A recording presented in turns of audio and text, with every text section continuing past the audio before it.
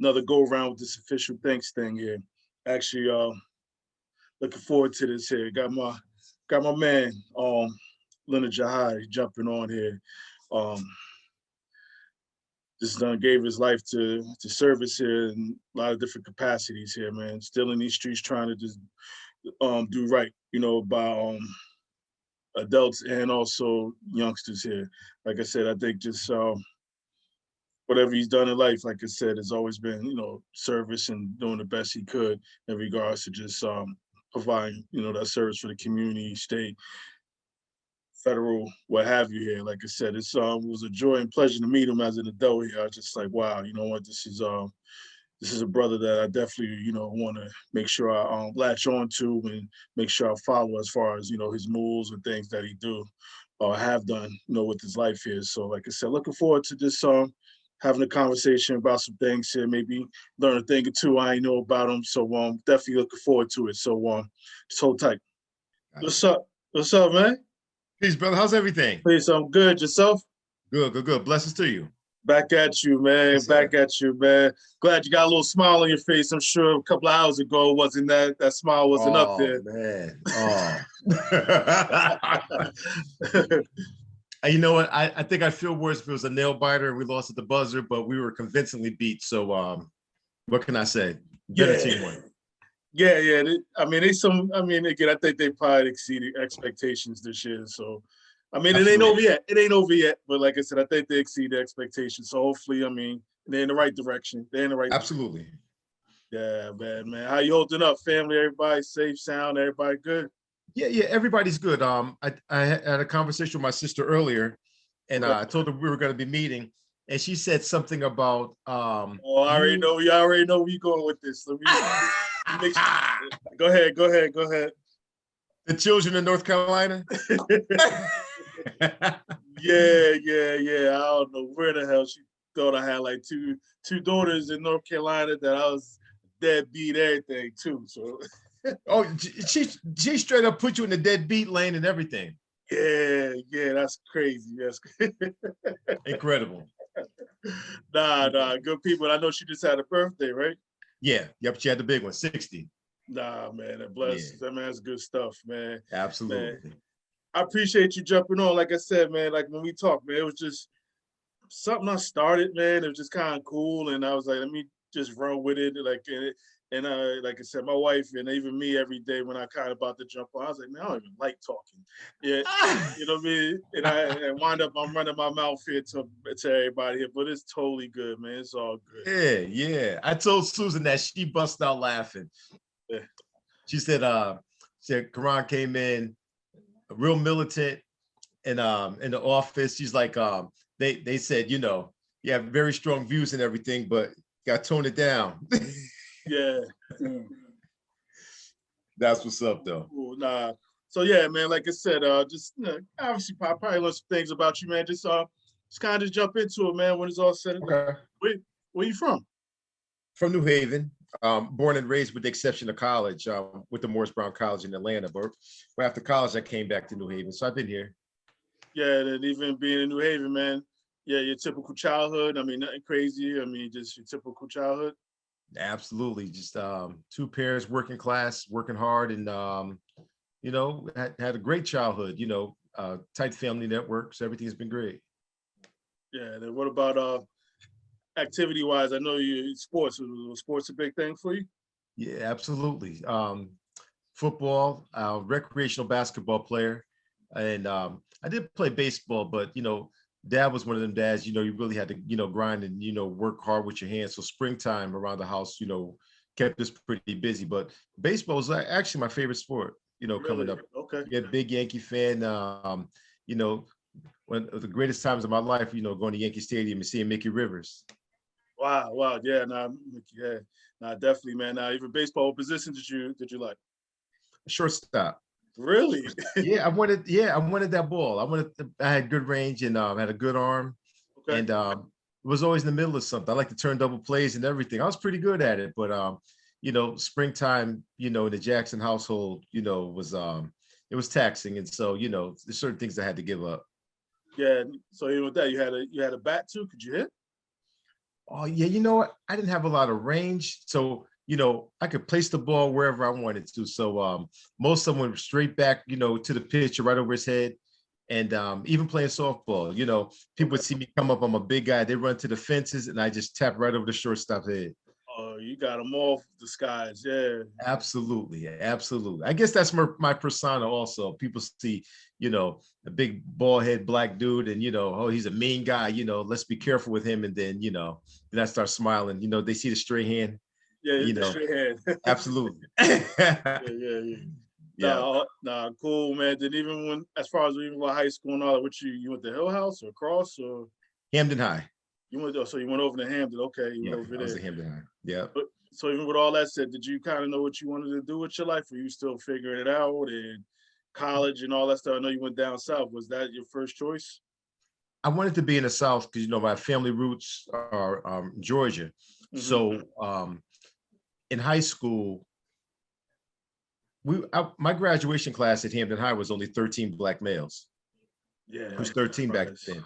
Yeah. Yes. So we really modeled and patterned ourselves after the upperclassmen. Hmm. So the upperclassmen, that were at Hampden, a lot of them were going to HBCUs in the South. Okay. So a lot of them were going to Virginia State, Norfolk State. It's like wherever you had family roots. Like if your family was from North Carolina, you would go to A&T, Hmm. or North Carolina Central, whatever. My roots were in Georgia, so it was always my intention, to go to college in Georgia.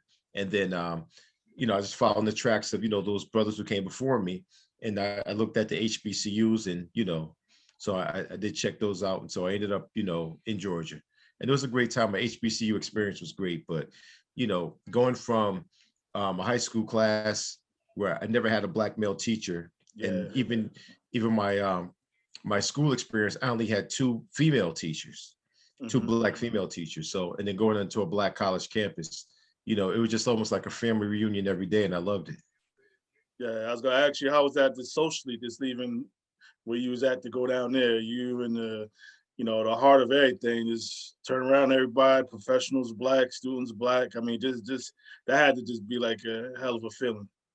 I tell you, um, growing, I was always a good student, but they always told me that my writing suffered, or I struggled in writing Hmm. at Hampden. So my first day at Morris Brown, so I went to Morris Brown College. The teacher said we're going to write a 1-page essay, and I was like, oh, here we go again. Yeah. And so I wrote the essay, and the teacher happened to be a white male, but he went to Yale. Hmm. So we did have that New Haven connection. And so at the end of the essay, when I brought it to him real quick to sat back down. He looked at it and he called me back up to the desk, and I was like, oh, here we go again. And he said, your writing style is unique but effective. Okay. If you need a letter for grad school, I got you. That was the first conversation we had. I'm like, are you kidding me? I said, I was always told I wasn't a great writer. He said, who told you that? And then right after that, he helped me refine my writing. I began writing for the school newspaper, and even for the Atlanta Journal-Constitution. I began writing some editorials. Really, really, what Yeah. were some of them about? Um, the big one. So Public Enemy had this album out, or cassette back then, called Yo Bum Rush the Show. Yeah. That was their first album. And so when I went down there, I was just amazed, coming from the North, that they had that rebel flag burning, not burning, well, actually was literally burning, up on, the state houses and all the colleges and everything. And so the first one I wrote was Bum Rush the Flag, you Okay. know, about, me climbing the flagpole, taking the flag down, and replacing it with, something that, represented, all Georgians, all Americans. And so Hmm. that was the first one I remember, is Bum Rush the Flag. Yeah, I mean, you must have got some traction with that, I'm sure. Not a lot. I talked to some of the local leaders in Atlanta, and I didn't get a lot of support.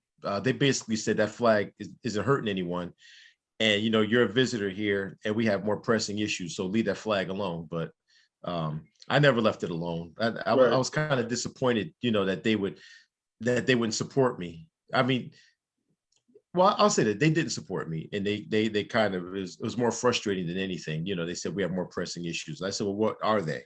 Hmm. And they never really came up with those pressing issues. Interesting too. I mean, did you get that whole I don't know, stigma being from up top of north too? Did that kind of play a part?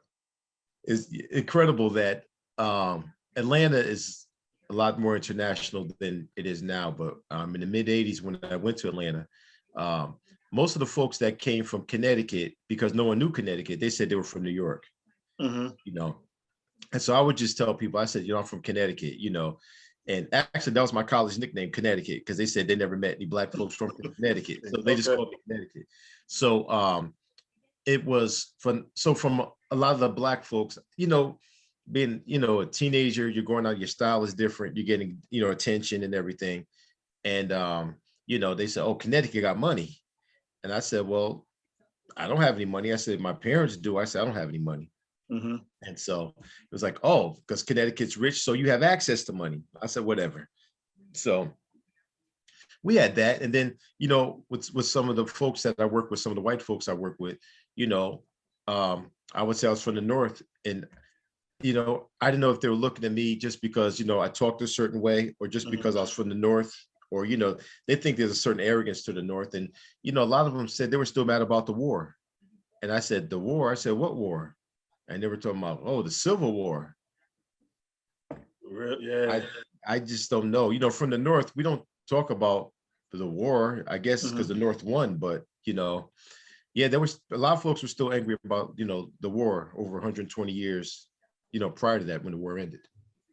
Yeah, that's crazy, man. Obviously, just being down there, obviously you get history thrown in your face, and good, bad, or indifferent here, man. As you started making your way down there, obviously, journal thing, that's cool, man. I never knew that. That's cool. As far as, did you know what you wanted to do when you got down there? As far as once you left college? No, I'll say this: so I didn't finish at Morris Brown College. Hmm. I had a football scholarship, and then I walked on and got a football scholarship, and I wasn't a starter. Um, Football down there was a lot faster than I was used to up north. So I was pretty good up here, but down there, I really, the only time I got burned was when the game was decided. I came in at the end, but I like playing and I like sports, but I knew I didn't have a career in sports. But I was kind of undecided about what I wanted to do, and then I ended up having a fight on the football field. And I'm not a fighter, Hmm. but I had a fight, and it was a stupid football fight. Guys fight all the time, and then I ended up, the coach said, "Is it over?" I said, "Yeah, it's over," and it wasn't over in my head because my northern mentality is like you don't let no one play you. And the guy got the best of me on the field, and it Was this didn't hurt. practice? Was this practice or against another team? It was practice. It was practice. Okay. And some of it, again, some of the guys were from down south, and again, I was getting attention. You know, they thought special attention from the teachers and maybe from some of the ladies on campus, just because I was different. And so the guy, he got the best of me on the field. It didn't hurt, but my pride was hurt. So I waited until I got to the locker room and I swung on him with my helmet, and it didn't even have an effect on him. I had to run it out the locker room. And so my football scholarship was taken. And then I didn't want to burden my parents, so I came back to Connecticut. Okay. And during that time when I came back to Connecticut, you're talking about the height of the crack epidemic. And so I got down with some guys, who could help me get some money pretty quickly. Hmm. And and in doing that, they said, you don't have to sell drugs or anything. You have to be on the corner. We just want you to pick up money, Right. because a lot of people knew me. So, and the guys that I was rocking with were Jamaican. Okay. So, my first name is Leonard. And so within 2 or 3 weeks of me doing this, now mind you, I'm thinking that it's easy. I'm just picking up money, dropping off money. And that's, unbeknownst to me, that's the most dangerous job. Right. You know, Yeah, you playing with that bread. absolutely. And I didn't have a gun or anything, but Hmm. I did have a car, had a nice car. And so a cop rolled up on me one day in a certain area. And I was just sitting on the top of the car. I didn't have any drugs, so I didn't leave or anything. So he said, the big white guy, this guy must have been like 6'5", 6'6", about 300 pounds. And he said, let me see some ID. So showed him ID. I gave him my college ID and my driver's license. And the cop says, oh, you're Leonard. It's a white guy. I said, Leonard. I said, my name is Leonard. He said, no, you Leonard. I said, Leonard. I said, yo, why you keep messing my name up? My name is Leonard. Hmm. And he said, nah, you Leonard, Leonard. And he kept stressing that. And I said, oh man. how did Jamaicans say Leonard? Right. Leonard. I said, oh, they got me. Someone already gave my name up. And so, and then talking to, so now me and the cop are talking, I just have my head down. I'm like, what am I supposed to do now? What's my next move? And so the cop said, you're not cut out for this, man. He said, you're a college dude. He said, what are you doing? I said, man, I'm just trying to get back to college. I want to get back to Georgia. So he says, you like guns? I said, do I like guns? Maybe. He said, you like money? I said, sure. He said, you like fast cars? I said, yeah, I like fast cars. He said, you want respect? I said, why are you asking me all this obvious Right. stuff? Yeah. So he said, be a cop. He said, we'll give you a gun. We'll give you a badge. You get respect. We'll give you money. We give you a fast car. Everything that you're trying to get on the street, you can get if you come work for us. He said, before your record gets messed up. So now we're sitting there and we're talking. And then what he's saying to me is making sense. So he said, if I see you around here again, we're going to have a different conversation. I'll get out of here. Okay. So back in New Haven, they had this white van that the cops used to have. We used to call it BDP. It was the beatdown posse. And the cops used to jump out on drug dealers, beat you down, take your drugs, take your guns, take your money, just leave you in the gutter, BDP. And I knew what he meant when he said he was going to come back. And so that night I couldn't sleep. The next day, I signed up for the Army, went to Army Reserve. Okay. Went there that summer, came back, and then I applied for Department of Corrections, New Haven Police, State Police, and Stanford Police. And corrections snatched me right up. So during my senior year, I started Department of Corrections. Okay, so when you came back to Connecticut, where did you want to go into school at? Southern Connecticut. Now, I ain't gonna let this football thing slide real quick. Neither. What did you play? What position you play now then? Tight end. Really? Okay. You more of a pocket tight end? You had hands? What we talking? So I was more possession, but again, most of my time that I had was garbage time. Okay. So the crazy story is we were going to play Savannah State, and they were worried about this receiver tight end that they had. Last name Sharp by any chance? Last name is Sharp by chance.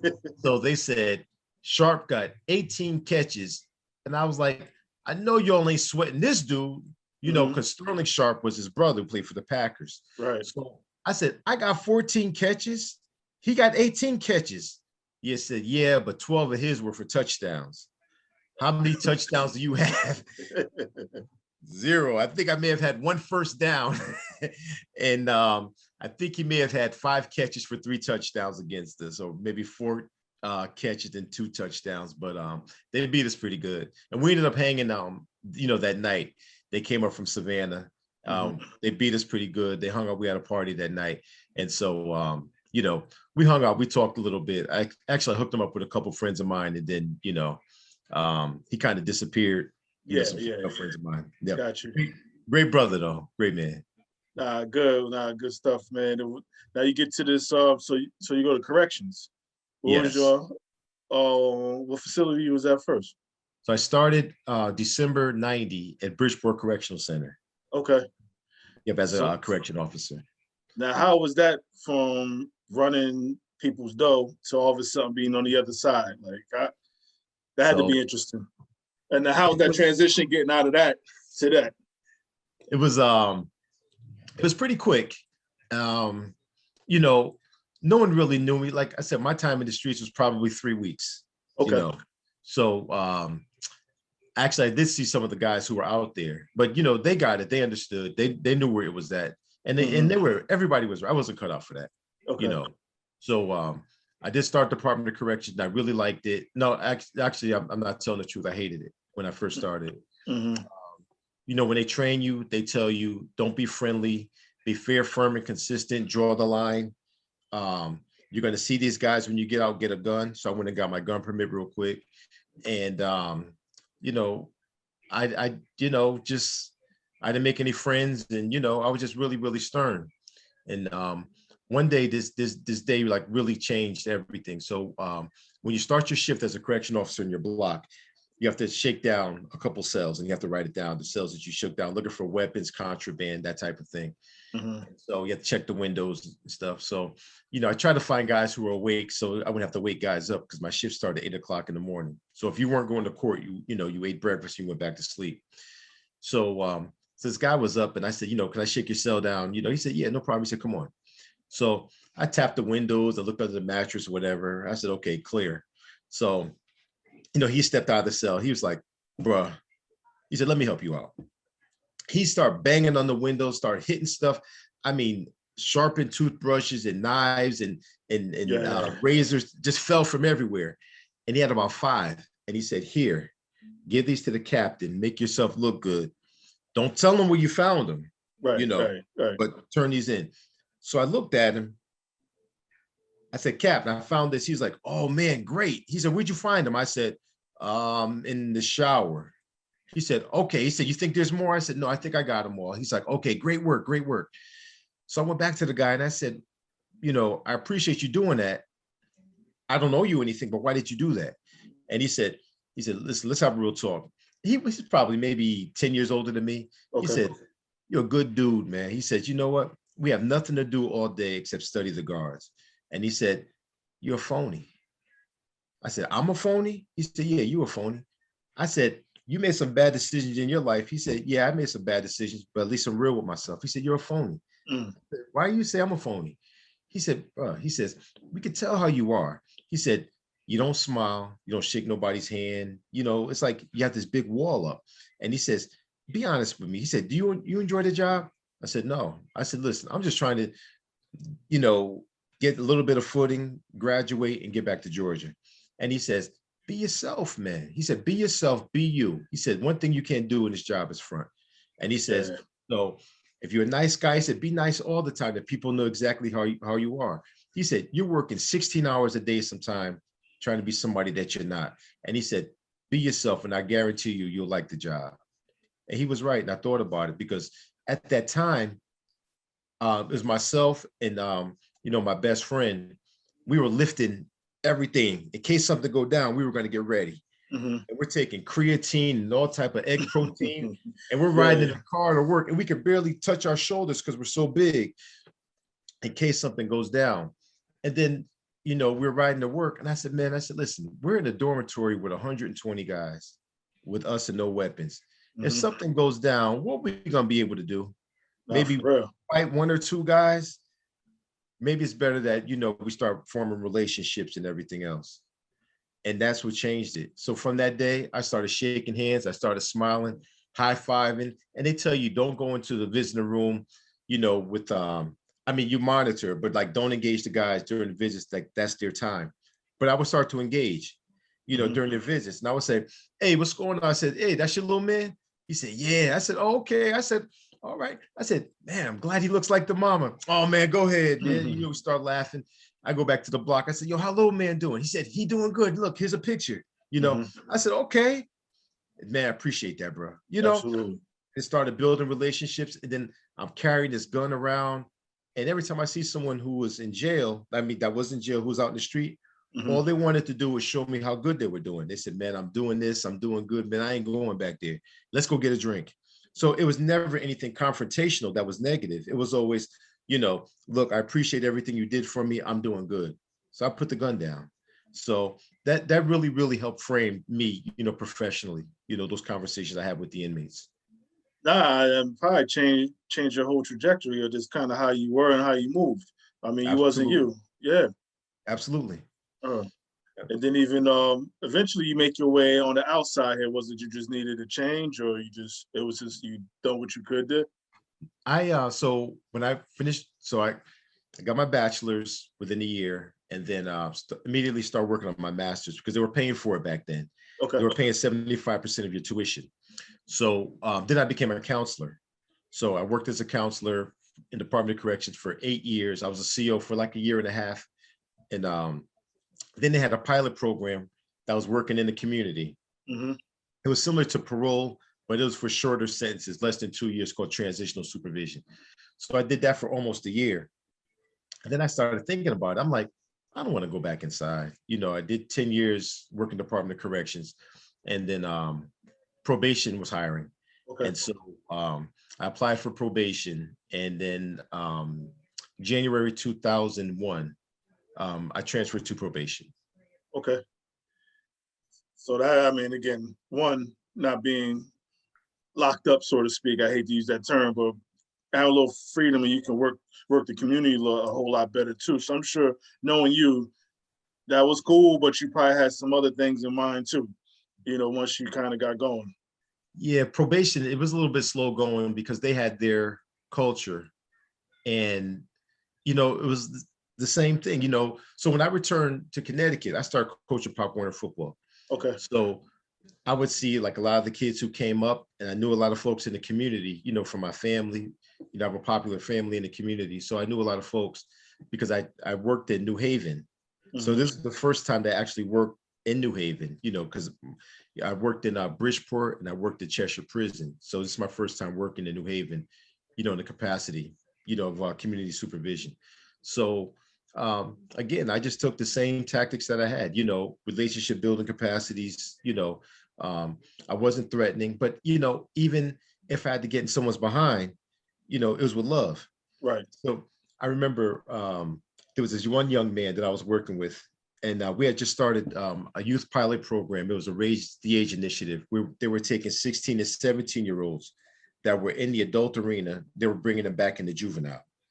So Connecticut was one of only 3 states. It was Connecticut, North Carolina, and New York, where juveniles, 16 to 17-year-olds were held in the adult arena, which didn't work because, if a kid was smoking weed and they put him in treatment, he'd be in groups with longtime heroin addicts from Vietnam, And so, they got the wherewithal back in 2005, 2006 to raise the age. And because I'd worked with a lot of youth in the community, they asked me to work the pilot, myself and another probation officer. So I remember one day, a young man had come in. So he wasn't in school. So I told him to go to adult ed, to sign up. Right. So he came, he was in the waiting room, waiting for me, to call him in. And so I called his name. He started working, walking over. And I said, wait a minute. Did you register for adult ed? And he said, no. And I said, okay, so you bullshitting. He's like, I said, listen, you said that you let yourself down so many times in your life, but you wouldn't let us down because we were going to do this together, right? He said, yeah. And I said, so now you bullshit. And I said, this is what you're going to do. So I took $10 out of my pocket. I said, go take the bus to adult ed, grab something to eat, grab a sub or whatever. I said, you better be back here by 2:00. And then he said, all right. I said, you playing with me? And I jumped in his face. I said, you playing? And he's like, nah, man, I ain't playing. I said, all right. He said, I feel you. I said, okay. I said, now go. I said, get your ass out of here. Yeah. So all the older brothers in the waiting room started laughing. And so he took off. He went down the elevator. I walked back inside. And so some of the older brothers, they called me. They said, man, if I had someone that was on me, that gave me that type of care, gave it to me real, I probably wouldn't still be on probation in and out of the system. However, one of my staff members heard it. And they reported me and said that I berated this young man in front of everyone. And I said, I didn't berate this young man. I said, I talked to him, in a way that I thought was effective. And then I said, at the conclusion, I said, you know what that young man said? I feel you. I got you. And I said, and he's going to come back. And he did. He registered, so it was just some of those dynamics that I always had to fight with in probation. Yeah, that whole culture thing, man, and not understanding us and language. Yeah, absolutely. Absolutely, man. I know, but like I said, I'm sure even with that, getting that little tap on the shoulder, whatever the hell that you want to call it, I'm sure again, you was like, yo, I got to make some moves outside of this whole probation thing or just kind of do my own thing. So like I said, I'm sure you was just lining up and mind started spinning. And as far as let me see what I can do when this is all said and done, because I know your career went like that as far, especially with all the with the 20 and out. So I know that just probably didn't fly by when you was in it, but it flew by eventually. So I'm sure you had something in mind what you wanted to do, man. Thus, did the whole Connecticut violence intervention program start coming into play? Yes. Coming into play then? So again, I'm trying to get back to Georgia. So still trying to get back. I'm still trying to get back to Georgia. So upon retirement, so I ended up doing 24 years, and then I was thinking about my next moves, and then probation, it was kind of changing the way that they were doing in their leadership in central office. And I didn't like the way that it was going. And so I did retire.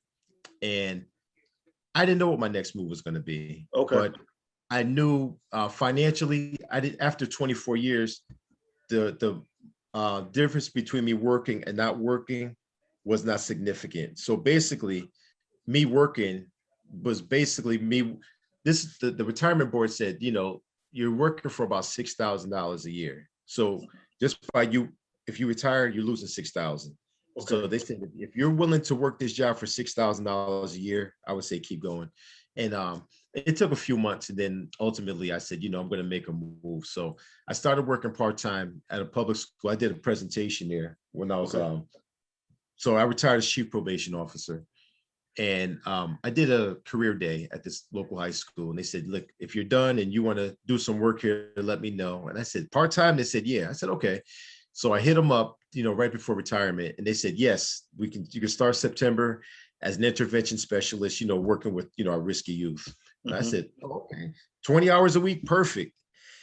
And so I did that for 2 months, and then New Haven Family Alliance called me, and they managed the street outreach worker program, and they asked me if I would supervise their program, and they said that was full time. I said, listen, I don't want to work full time, Yeah. and I already have a part time job. And they said, well, it'll be full time, but it won't be full time hours. So if you could just manage these guys, and if you could do it in 20 hours or whatever, then you just do it. Just hold them accountable. Mm-hmm. So I retired August 1st. School started August 28th. So I had about 3-week break. And then I started working Family Alliance November 1st. So now I'm working part-time and full-time. Okay. And so I started, so the street outreach worker program came to New Haven in 2007, and it's modeled after the ceasefire program that came out of Providence and Boston, where you take a group of credible messengers, guys who were in that life, and have them work with the most risky youth. So youth that are in gangs or shooters or whatever. And because they understand that they were in that life and probably were incarcerated and have a name in the community, they engage the youth that are engaged in the most risky activity. So, I took over the program as program manager, and through 3 years, for 3 years. And then the contract that they had with the Mm-hmm. city was pulling the contract away from them. The agency was going through some leadership changes. And then they said they weren't going to jump into the outreach business, again. So really, really quick, I started a nonprofit, which turned out to be Connecticut Violence Intervention Program. Mm-hmm. And so we have the Street Outreach Worker Program under CTVIP. Okay. Now, how's that been? I mean, just again, now you calling your own shots, but again, you're accountable. You held accountable for everything. Everybody fingers get pointed directly at you this time. Like this how was that for you? Absolutely. It's been a challenge in certain respects. From So we have this group of credible messengers. Mm-hmm. One of the guys that works with me, he did a William Juneboy Outlaw. He was a notorious drug dealer. They created the Jungle Boys. Some guys from New York tried to come down to take over. They had a shootout. He killed someone, and he was given an 80-year sentence in 1988. Yeah. He ended up getting it down to 30 years. He had to serve 20. He came out, and it was funny. I was working in probation at the time. I was a supervisor, and the police chief called me. He says, William Juneboy Outlaw is coming out. Should we be concerned? I said, absolutely. Absolutely. I said, but we definitely want him on our side this time. Mm-hmm. And he came out, started working at Dunkin' Donuts, and he had changed. And then he got a couple of jobs, and one was outreach, and he's been with outreach since 2009. Good stuff. He's my lead outreach worker, and they actually wrote a book about him, Citizen Outlaw. Okay. And, they were even talking about making it a movie about him just from going from law breaking to law abiding, Mm-hmm. and all the decisions that he made. So now he had a state sentence, but they put him in a federal prison system Mm-hmm. because he was so big and so influential and so violent when he came in. But he had state charges, but the state said no, he can't be in Connecticut. They put him in the federal system. So Crazy. he is phenomenal. He's so patient. He works great with the young men. He's a master mediator. Sometimes I get frustrated with the mediation. He's like, "Oh, come on, man, let's slow it down, bro." Yeah. And boy's about 6'4", about 450, 500 pounds, man. Mhm. He's official. He's official. He's a great man. I'm glad he's on our team and on our side. Where you see the nonprofit going, man? If you was to say another, a few years, where you see direction you guys have? I know you doing some legislative work as well too. Wasn't it like, I know there was a bill that was in place that you guys were trying to push. Where's that at as well? So everything is taken off right now because of the COVID-19 and the quarantine, and everyone was in the house, and now everyone's outside the house. And every year there's a spike in violent crime when it gets warm. Right. So we're almost seeing like a double summer. So locally, regionally, nationally, everywhere, seeing a spike in violent crime. So the indicators that we use to measure violent crime are shots fired, non-fatal shootings, and homicide. They're all up. They're all up like tremendously, exponentially. They've been up. So with that, Joe Biden has put out this American Rescue Plan where they're giving cities money to combat violent crime.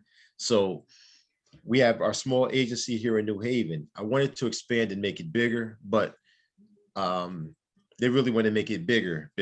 So Right. we're looking at state money, federal money, and also local money. And then also some nonprofits have jumped in to give us money to expand the resources also. Because, these local municipalities, the Valley, like Derby and Ansonia, they're seeing spikes. Middletown, New Britain, New London, they're all seeing spikes in violent crime. So I wanted the model to be Connecticut Violence Intervention Program, but these local municipalities are calling, look, they said, look, we need your help, So this is something I just don't know how to tell people no, especially when there's some good that I can do. Yeah. So we will be expanding outside of New Haven. So there will be expansion within New Haven with our team. And then local municipalities have reached out. We have a contract with Hamden and also Yale New Haven Hospital currently. Okay. I mean, that's a good problem, I would think, right? Absolutely. It is a good problem. I just don't want it to grow so big or it won't be impactful. But Yeah, I see what you're saying. But that's not going to happen with me. Mm-hmm. No, we're definitely going to have an impact. Yeah, and I think too, obviously, I think just getting the staffing and all that, probably, trying to different parts of the state and having folks, locked in different places, probably, be a challenge. But you, man. So I don't see that ultimately being an issue, if it is at all.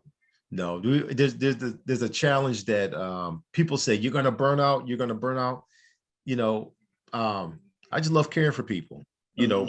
Personally, I'm a foster dad. I coach kids. I mentor, and and with the nonprofit, everything that I've done, my career has basically been around taking care of people, and especially kids.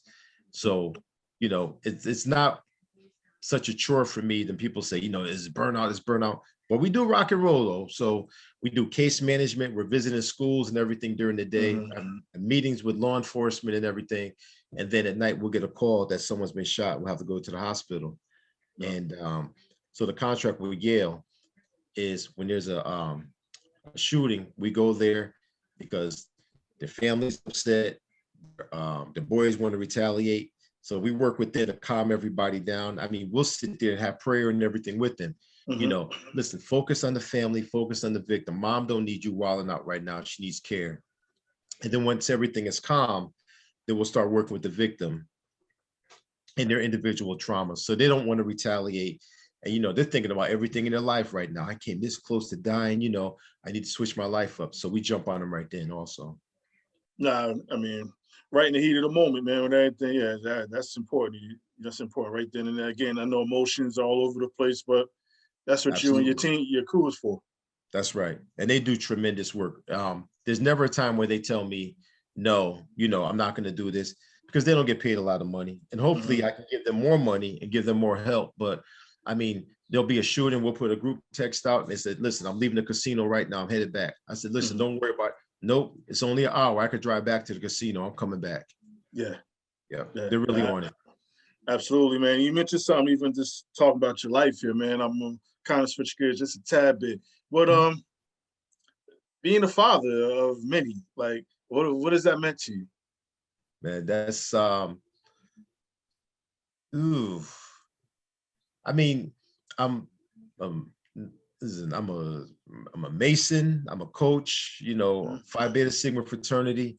You know, probation officer, correction officer. I have a lot of titles, but you know, you can talk about me being bad at anyone, but but don't call me a bad father. Yeah. You know, because there's nothing more important to me, than seeing the gleam in my daughter's eyes and everything. You know, I when I retired, I said I'm going to buy a gift for myself. So I'm going to buy a Harley. And Hmm. I went to the dealership, and the guy said, "Why don't you try this slingshot?" And he said, "You have young kids?" I said, "Yeah, I have two daughters." He said, "Well, just take it for a drive. Go pick them up and see what it's like." And I, so my oldest daughter, she's autistic. She's verbal, but she's like doesn't like new things. She likes structure and Right. pattern. She's Right. like, "Dad, I don't know." I said, "Let's just try it out, and see what happens." I think within 3 blocks, she's on Instagram. She's live. She's like, "Okay, you see it. Me and Oh, Dad, we nah. out Oh, here. she We out this. here." Yeah, she's stunting. She out this stunting. Yeah. And the baby was just like, "Wait, faster, faster." All right, Hmm. this is slingshot. So, you know, Harley, I don't want them to sit there holding on to me and everything. So we got the slingshot. So, and like you said, people say, "Well, how many godchildren you have?" I said, "I don't even know godchildren and nieces and nephews and everything." I mean, when I worked probation, I would go to the school and I wouldn't say, I'm a PO looking for this person. I said, "Listen, I'm their uncle. Hmm. I came to see them." Right. And then as soon as they get to the door, "That ain't my uncle. That's my PO, man." So, they were just like, "Hey, it's okay. You don't seem like a PO." And, I had two girls actually that were on my caseload, two young females who asked me like to stand in, for their father, like at Mhm. cotillions and debutante pageants. Yeah.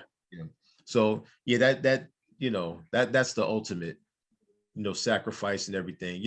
Not only for my bio kids, but even for the foster kids, because my uncle told me he's like anybody could take care of their own kids, but the true medal and the measure of a person is someone who could take care of someone else's kids. Nah, that's real, man. And what makes a father a father? Man, just consistency and care, conviction, courage, and you know, it's just a little bit of everything. Just I was writing them down one time when I was doing a presentation. It was a bunch of C's: conviction, care, courage, Mm-hmm. consistency. Everything else. But I tell kids this your last stop. I never put a kid out. You know, either they go home, they age out, and some of them, just because some of the challenges they had to get some, because of some mental health interference, Right. they had to go to a higher level of care. But, I've had 14 boys, and I had one girl who's a sibling of one of the boys that I had, in my house. And like I said, we all sustained relationships, and I never put a child out of my house. Yeah. Now, what's any pressure being a black father? No, um, it's not pressure. People always say, they always have the stigma, black men don't take care of their kids. It's Right. odd for you not to be married, to be a single man, to bring in foster kids, you know. Hmm. So no, there really hasn't been anything negatives. Like some of the things, like some of the values that I have, maybe a little bit more old school, Okay. you know. But I take young men, and I want to bring them into manhood. But like my house is an older house, but I fixed the house up and I've updated as much as I could, but I don't have central air. But I tell the young men, I said, "Listen, I'm encouraging you to do things. I'm affording opportunities and everything. But one thing we're not going to do is, I know it gets hot in this room during the summertime.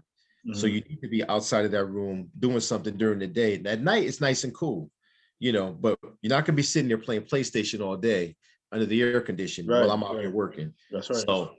So it took some of the social workers, from the agency that I work with. They said, "Len, you can't leave him in that room." I say, "He doesn't have to be in the room. The basement is nice and cool. It's a finished basement, Hmm. but I just don't want them sitting up in their bed in their room all day, playing PlayStation or whatever. You do that after your work is done."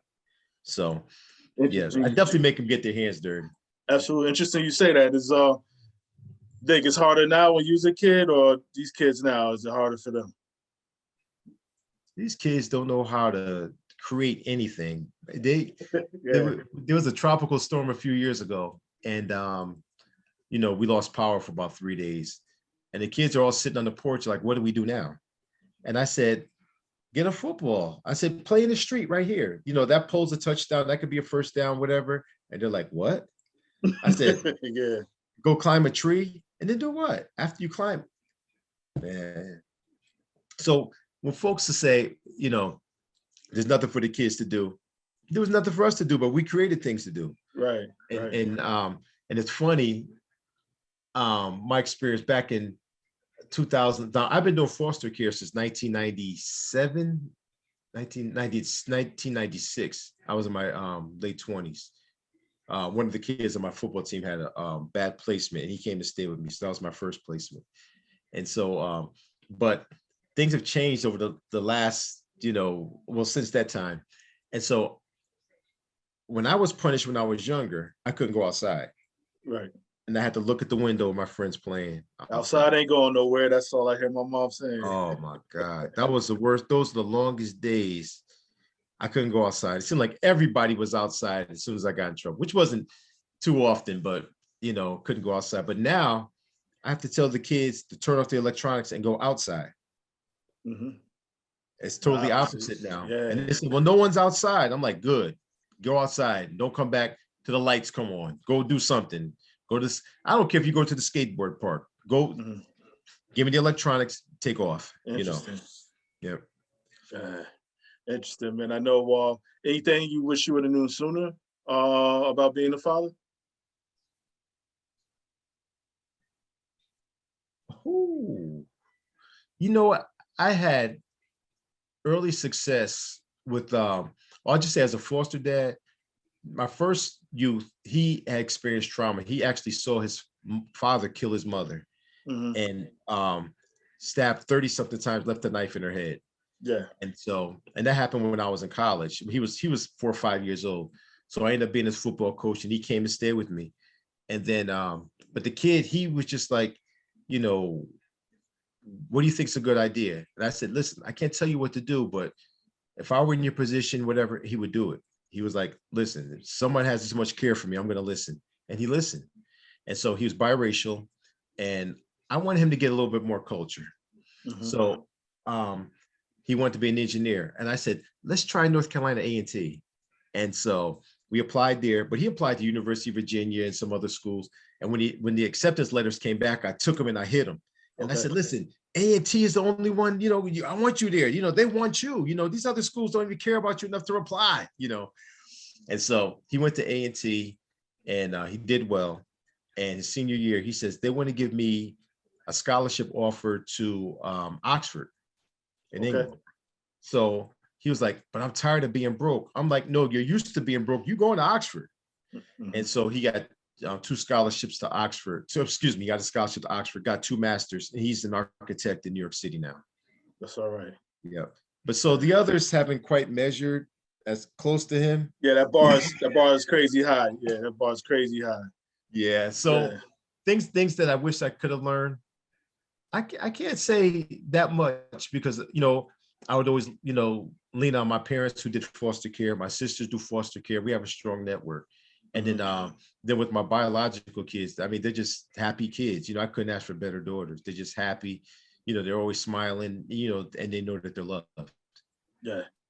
Nah, good stuff, man. Good stuff. And like I said, I'm appreciative of your time you're giving me, man. You got a few more minutes?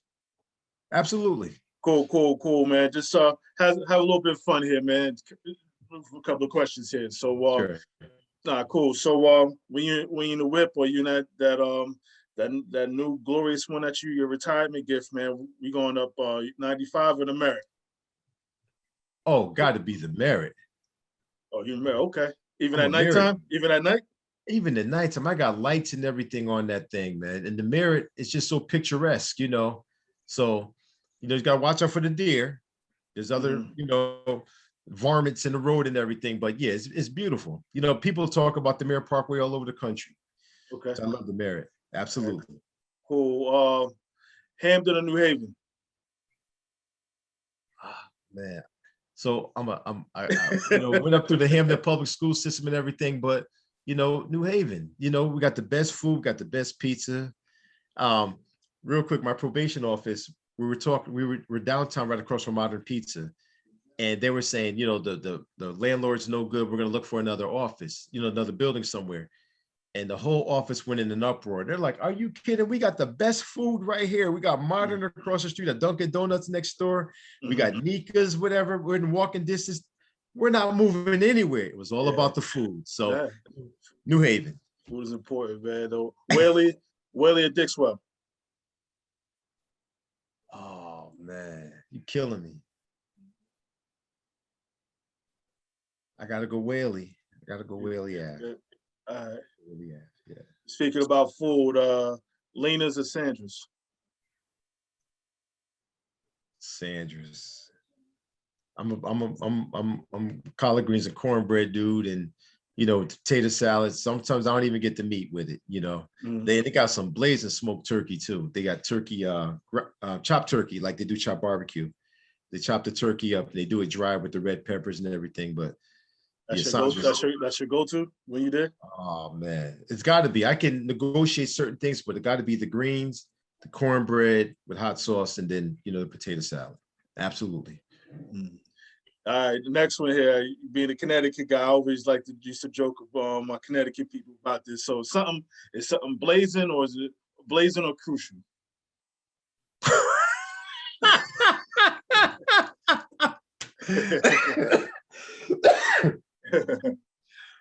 Blazing, definitely blazing. All right, blazing, absolutely. Right. That was good. Alley cat or hot peas and butter? Oh man. Okay, so let me say this. That's not easy because the hot peas and butter was sexy. That was a nice club. You can go and dress up and everything, but the alley cat, we used to just call it the rat. Rat, okay. The rat. When Annie Up used to come on, woo, yeah, man, drinks would go down, Annie Up, and then that was like our anthem, and that was the anthem of the rat. So, you know what? I love my jazz. I love the cool flavor of hot peas and butter, but I got to go with the rat. The rat. Okay. What are you most proud of?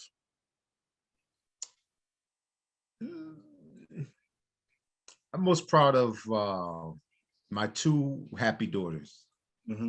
Happy. Well, okay, two things. My family network, my sisters are my best friends. My mom's tight. And last weekend, we went away to Jacksonville for Cousins Weekend. My grandmother has 9 children, and off of them, there's, all these cousins and everything. And so, we haven't been able to get together. And so things have started to lighten a little bit. So we had a Cousins Weekend in Jacksonville, Florida, last weekend. So,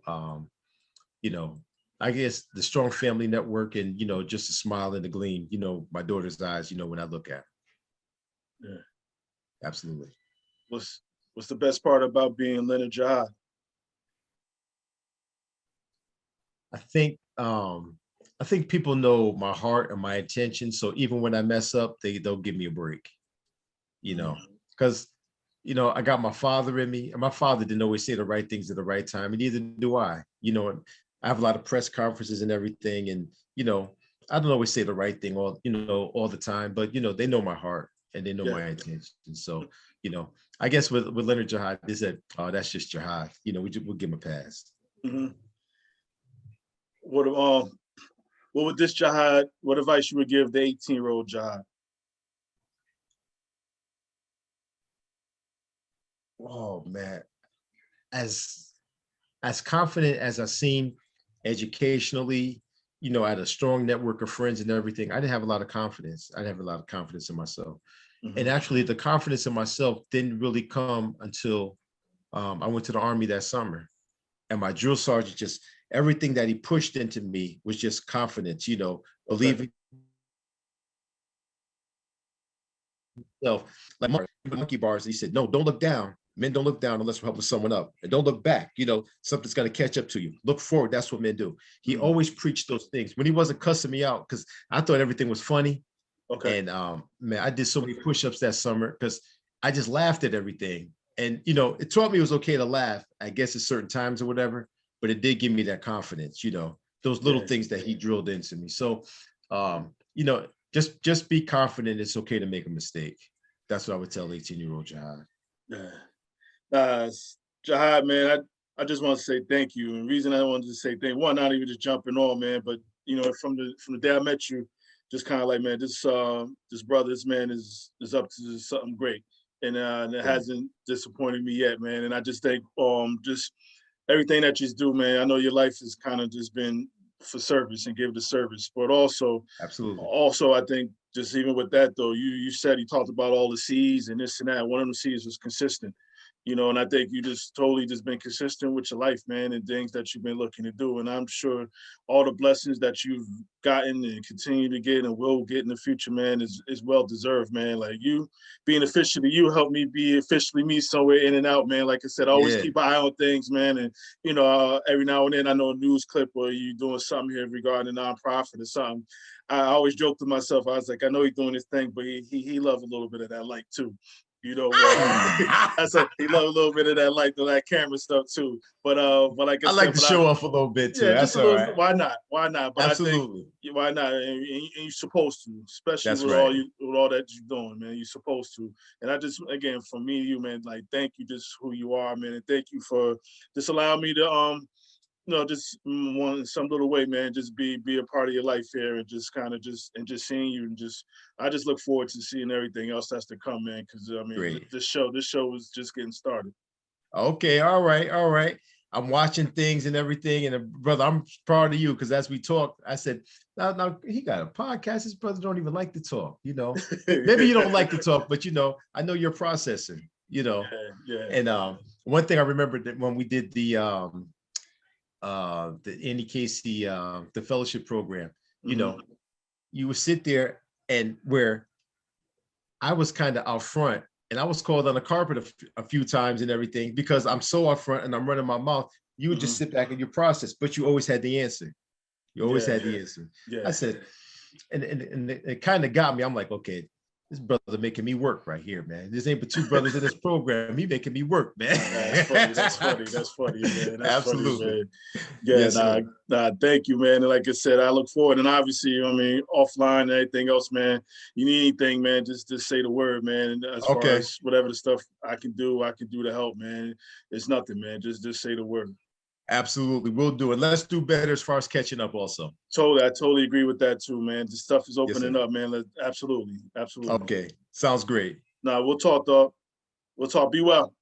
All right. You All also right, blessings. all right. Likewise. Peace.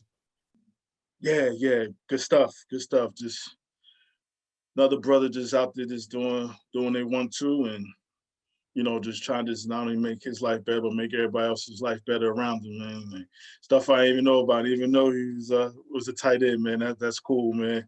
Um, but even with all that said, man, like I said, thanks everybody just jumping on, man. Like I said, I'm just taken back by the opportunity to speak to people. Just having some fun, but learning and also just networking, et cetera, et cetera. But on that note, I'm gonna just slide out. With all that being said, I put my hand over my heart. That means I feel you. Yeah.